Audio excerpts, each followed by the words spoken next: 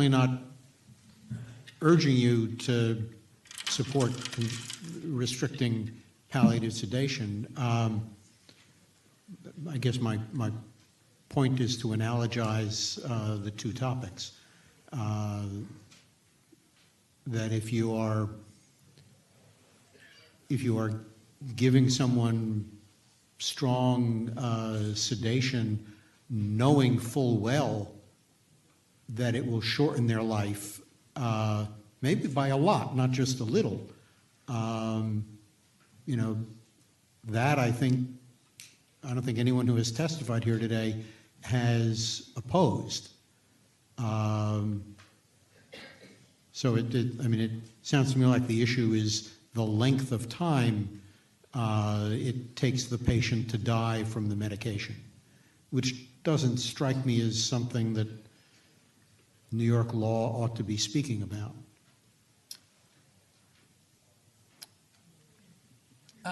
Again, I think I treat individual patients, and in my patients who are able to give consent, we have a robust discussion about various treatment options. And during that time, if we have a treatment that has risks and benefits, so the benefit is more comfort, better quality of life versus shortened lifespan, we have that discussion. Usually those are in patients who it's fairly clear that their life expectancy is much less than hopefully yours or mine, okay? So usually that would fall into that 6-month standard that seems to have evolved. But there are probably some patients who would be longer than that, and I think that's an ongoing discussion. I'm not really prepared to comment more on that. We would be happy to think about it and get back to you. Yeah. Yeah, Mr. Walter. Thank you, Doctor. I think that sometimes, certainly in this discussion, we're conflating almost two different things here.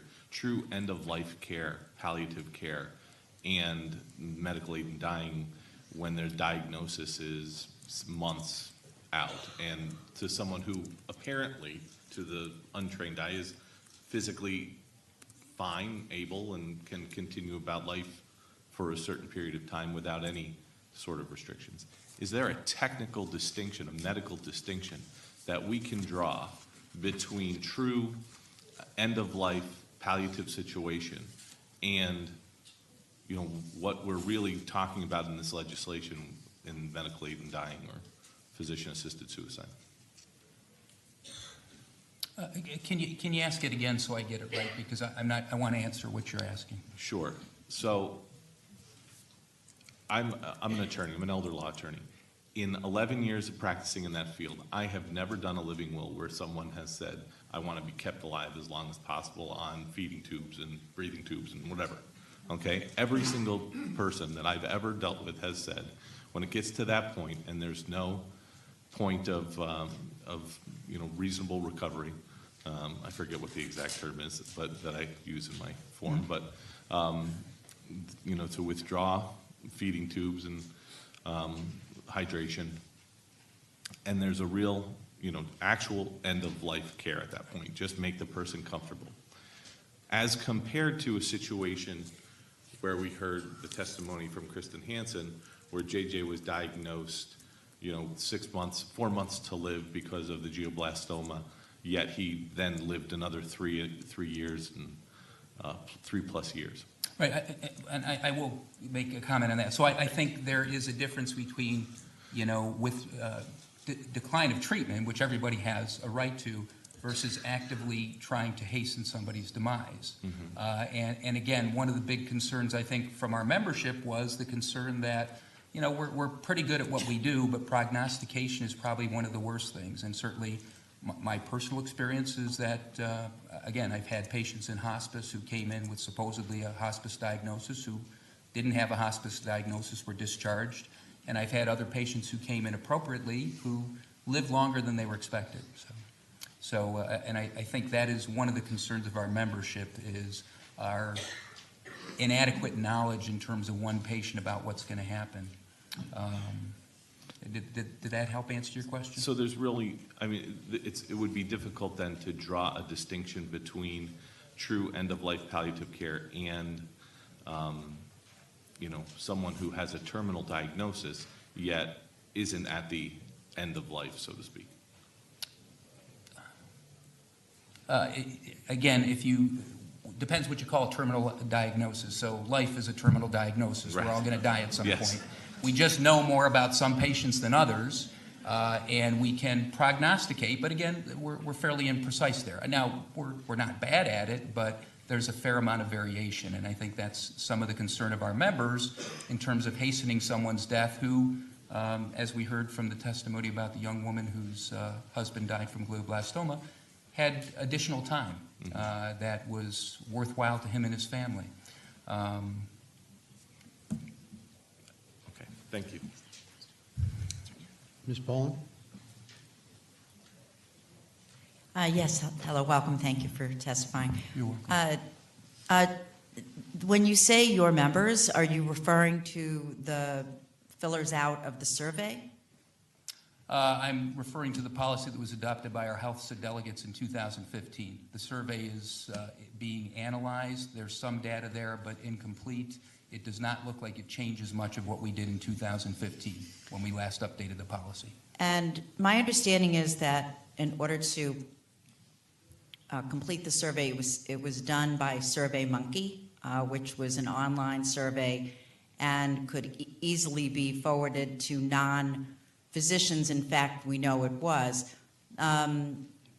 Is that common when MSNY makes a decision to evaluate a position based on the general public and a survey that might not even reach in a fair way the general public? So you're not getting the view of the general public, you're getting those who happen to send it out? So this was not to the general public. It was sent to our members. We are aware that there were other people who had the survey, and that's part of why I'm not able to report more to you.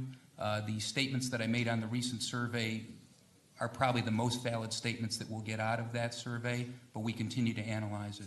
So again, it has not caused us to change our policy, and what was there seems to reaffirm most of that So there's policy. no possibility of actually trying to get an assessment of what the members think, because the survey was hijacked, it's not useful. Is that a fair statement? No. We did survey our members. We're going to continue to work through that and decide whether we need to take any other action. So Okay, thank you so much. you're welcome. Okay, yes. Thank you.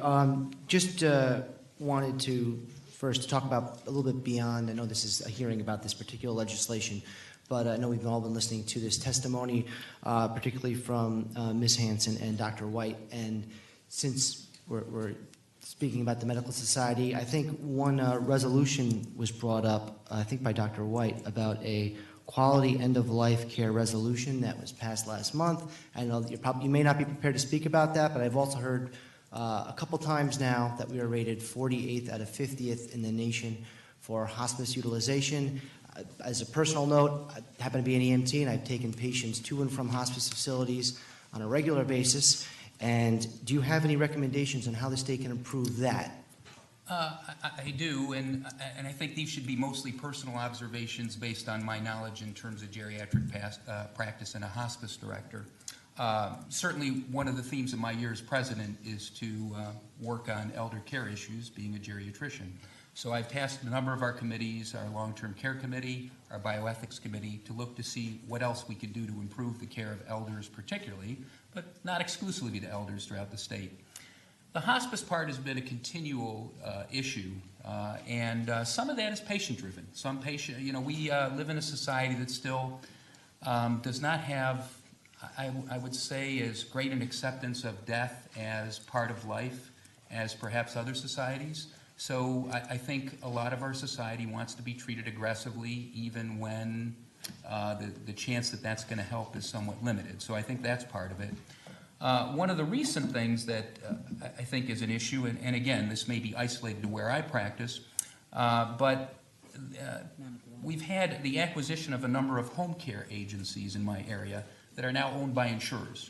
And one of the phenomenons that I've seen is home care will be provided within a CHOP, a Certified Home Health Agency, in an attempt to keep patients at home. But there's probably not as much of a palliative care component and an addressing of their long-term existential needs until they really can't do anything for them. We get a referral like in the last week for somebody to come into hospice then. And I think there is some concern about an industrial medical complex, if you will, that allocates money and perhaps not in the right way for some of these issues. And that's I think, outside of the area of what you're discussing today, but I think something else that needs to be looked at. Well, thank you, Doctor, and again, thank you for your testimony here today and communicating with your members so we can get the most up-to-date position from the society. Thank you very much.